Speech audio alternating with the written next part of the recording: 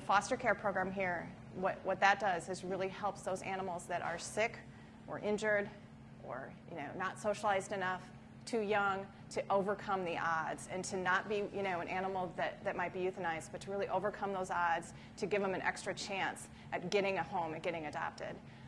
We really believe in the work they do at the shelter here, and the foster care program is just a part of that. So those folks really help us overcome those odds for the animals. Dogs and puppies are also a big part of our foster care program. We have dogs and pups that come in, they're too young for adoption, or maybe they come in and they're simply afraid. We have to carry them in and out of their kennel because they're just too afraid to walk, and they need some socialization skills.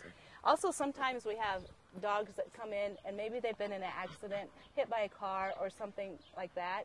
Rose has fostered dogs and puppies for us for quite a while. She has a lot of experience, and as you can see, she's got 2 babes here right now. Yes. So Rose, how long have you been fostering for us? It will be 2 years in August. All so right. We're almost at the 2-year anniversary. Okay. Yep. And tell us a little bit about these guys. Well, these guys were born and came into the shelter pretty much as newborns with their mother, and the litter was raised here, and so they've been handled and they're pretty social, but when they were temperament evaluated, they didn't quite pass their food tests. They were a little protective of their food bowls, so they come to live with me, and we work on hand feeding and give and take exercises and kind of try to nip those problems in the bud, and then that way they can be good family pets. And we'll retest them, and hopefully they'll pass and can go up for adoption.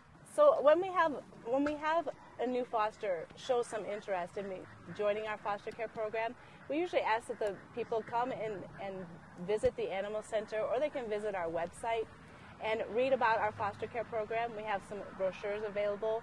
They can speak with me, and if they have any questions, then I'd be happy to answer them. Volunteering for our foster care program, it takes a lot of time. It does take your expertise in caring for the animals, but we actually have people who have never had pets who apply to do this, and it's kind of a learning experience for them, all the way through to people who are very experienced dog and cat owners. We also have over here one of our other foster dogs who was hit by a car, and his leg has been pinned, and he's currently in foster care. His name is Inspector HB. So, and he just went in for his 10-day checkup, and it looks like everything's healing fine.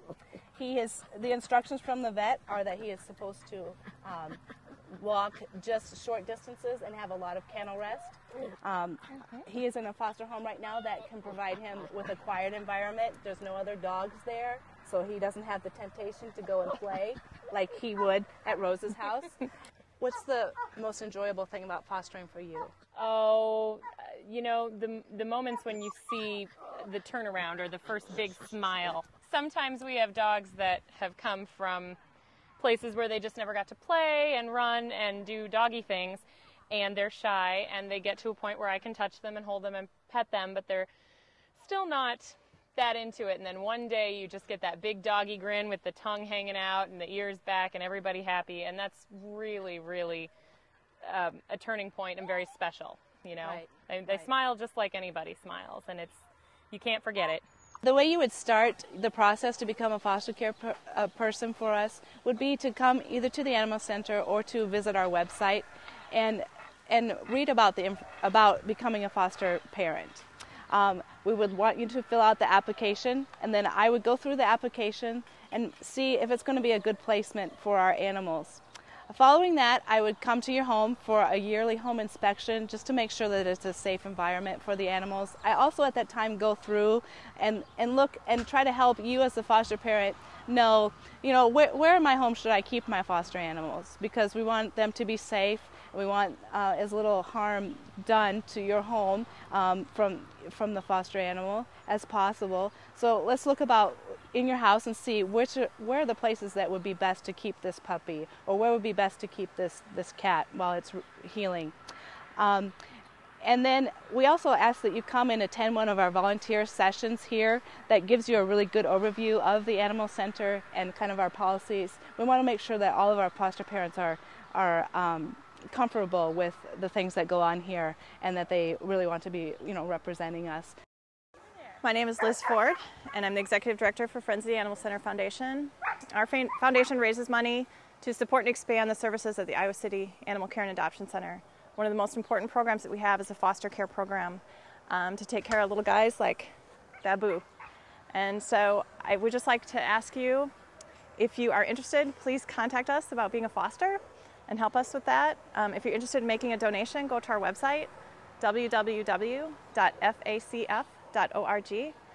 or give us a call here at the Animal Center, and we'd be happy to take your donation to help little guys like this find a good home. Thank you very much for visiting the Animal Center, and we hope to see you soon.